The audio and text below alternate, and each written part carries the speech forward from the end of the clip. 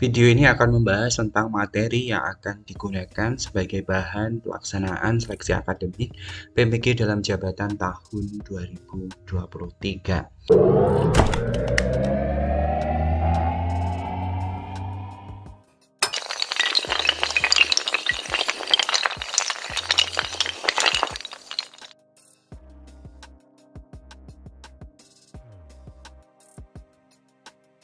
Halo semuanya, Assalamualaikum warahmatullahi wabarakatuh. Kembali lagi di channelnya tentang pendidikan, tutorial, dan data PD Official. Kali ini PD Official akan memberikan informasi terkait materi yang perlu Bapak Ibu pelajari dalam hal pelaksanaan seleksi akademik atau pretest PPG dalam jabatan untuk tahun 2023. Namun sebelum saya jelaskan, tentunya saya ingatkan bantu untuk mengembangkan PD Official 1, 2, dan 3 dengan cara subscribe, like, komen, dan share. Teman-teman semuanya, perlu diketahui bahwasannya untuk tahapan seleksi PPG dalam jabatan itu melewati banyak tahap ya. Kalau teman-teman bisa mengetahui yang sekarang ini masih pada tahap pengajuan ya, pengajuan berkas atau pengajuan identitas sehingga nanti ada keterangan pengajuan berkas disetujui oleh admin PPG. Nah, ketika sudah ada pengajuannya sudah disetujui, maka nanti akan masuk ke jadwal cetak kartu peserta seleksi akademik. Di sini saya contohkan. Ya, ini di tahun 2022, ini saya contohkan di tahun yang lalu. Ini artinya seluruh peserta sudah menyelesaikan verval atau verifikasi berkas ya. Ketika sudah selesai diverifikasi berkas, maka selanjutnya akan masuk di tahap cetak kartu peserta. Jadi nanti di akun SIM PKB Bapak Ibu akan ada notifikasi untuk melakukan cetak kartu peserta seleksi akademik. Terus setelah itu di kartu akan ada link WhatsApp grup yang nantinya bisa mengakomodir kebutuhan Bapak Ibu selama pelaksanaan seleksi akademik itu sendiri.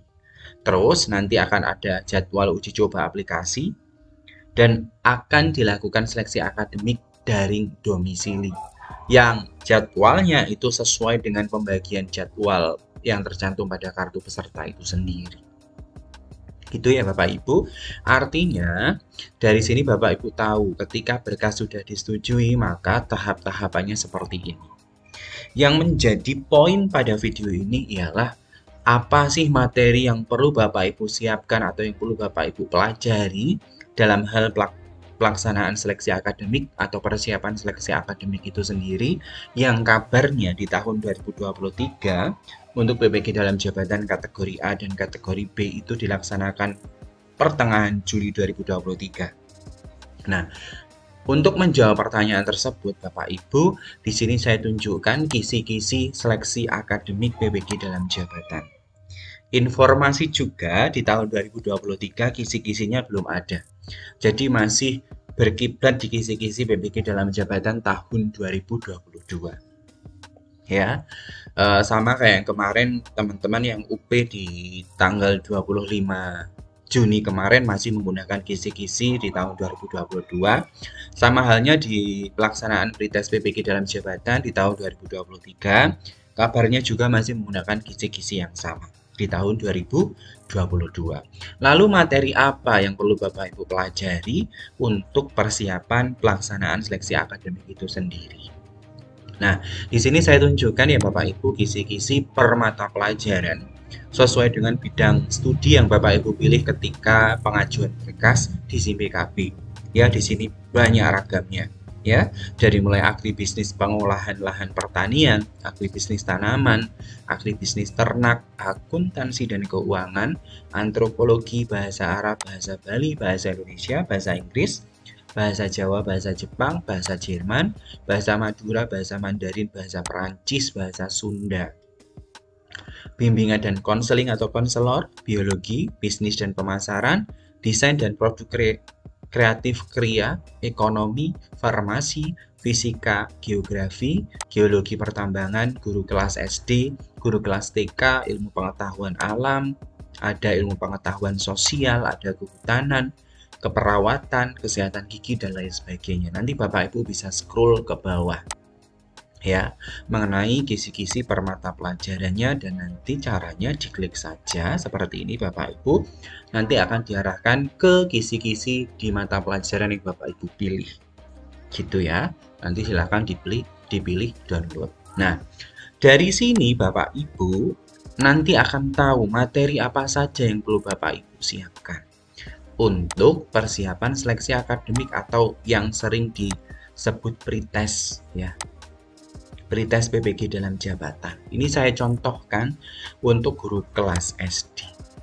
Sebagai gambaran di sini untuk guru kelas SD, materinya apa saja? Satu ya. Nanti Bapak Ibu akan mempelajari materi sikap cinta tanah air. Indikatornya apa? Di sini Bapak Ibu bisa baca.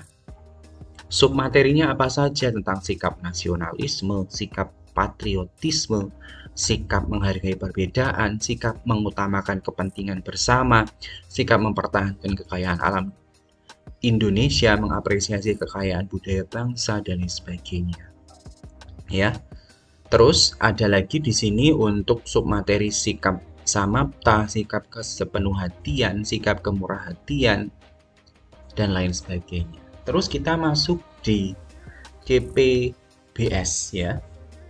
Untuk CP yang selanjutnya di sini untuk materi tentang pedagoginya atau kemampuan dalam mengelola kelas atau membelajarkan konsep itu tentang pedagogi. Bagaimana menggunakan model, bagaimana cara mengelola kelas, bagaimana mengetahui psikologi pendidikan dan sebagainya, itu tentang pedagogi ya. Materinya apa saja ya Bapak Ibu lihat di kisi-kisi. Ini contohnya ya. Oke, ini contohnya. 1.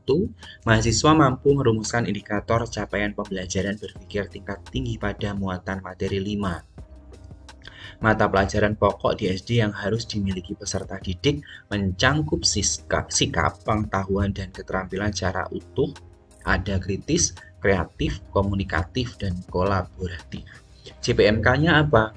Menguasai berbagai teori perkembangan anak dan aplikasinya dalam pembelajaran di SD. Materinya, teori perkembangan peserta didik, submaterinya ada teori psikoanalitis, teori kognitif, teori perilaku dan belajar sosial, ada teori etologis, dan teori ekologis. Jadi ini yang akan Bapak Ibu kaji materinya ya. Terus yang kedua ada teori belajar dan aplikasi dalam pelajaran SD. Di sini sub teorinya yang paling spesifik ada teori belajar behavior, konstruktivisme, sosial, dan teori belajar kognitif.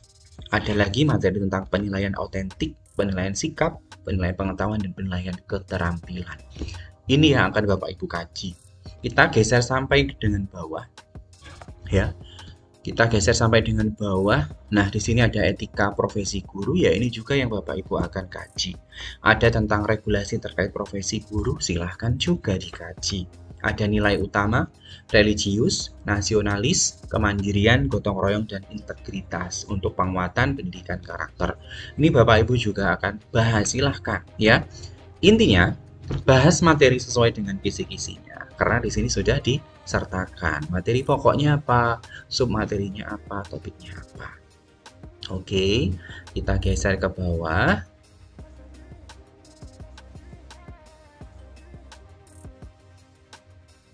Nah, ini sudah masuk ke profesional. Contohnya di sini apa? Sistem organ pada manusia.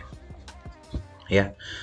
Harapannya mahasiswa itu mampu menguasai materi makhluk hidup dan proses kehidupannya, ada sistem organ pada manusia, bagian tumbuhan dan fungsinya, daur hidup hewan, dan perkembangbiakan makhluk hidup, serta aplikasinya dalam pembelajaran di SD. Materinya apa? Sistem organ pada manusia. Submateri atau topiknya, sistem organ pernapasan, pencernaan, peredaran darah, dan sistem rangka.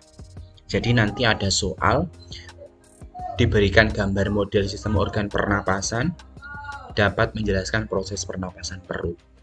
Nah, dari sini teman-teman bisa tahu ya, artinya itu yang dikaji. Contoh lain di nomor 14. Diberikan beberapa pernyataan tentang pengalaman dan pengetahuan tentang proses makanan. Peserta dapat memilih rumusan tentang pencernaan yang tepat. Nah, ini silakan Bapak Ibu kaji. Misal di sini ada klasifikasi materi berdasarkan struktur kemampuan menghantarkan panas. Di sini disajikan data terkait faktor yang mempengaruhi konduktivitas beberapa benda, peserta dapat menentukan perbedaan konduktivitasnya. Ini juga ya. Ini sebagai contoh saja. Jadi Bapak, Ibu dan teman-teman itu ketika mencari materinya lihat saja di kisi-kisi. Materinya tentang apa? Misalnya di sini materi tentang gaya dan energi. Submaterinya ada pesawat sederhana, ada perubahan energi. Ya, begitu ya Bapak Ibu informasi yang bisa saya sampaikan materi tentang persiapan seleksi akademik atau pretest PBG dalam jabatan tahun 2023. Mudah-mudahan informasi yang bisa saya sampaikan ini dapat bermanfaat untuk Bapak Ibu semuanya. Dan sebelum saya tutup, tentunya saya ingatkan bantu untuk mengembangkan video official 1, 2, dan 3 dengan cara subscribe, like, komen, dan share. Mohon maaf apabila ada salah. Terima kasih, saya tutup. Wassalamualaikum warahmatullahi wabarakatuh.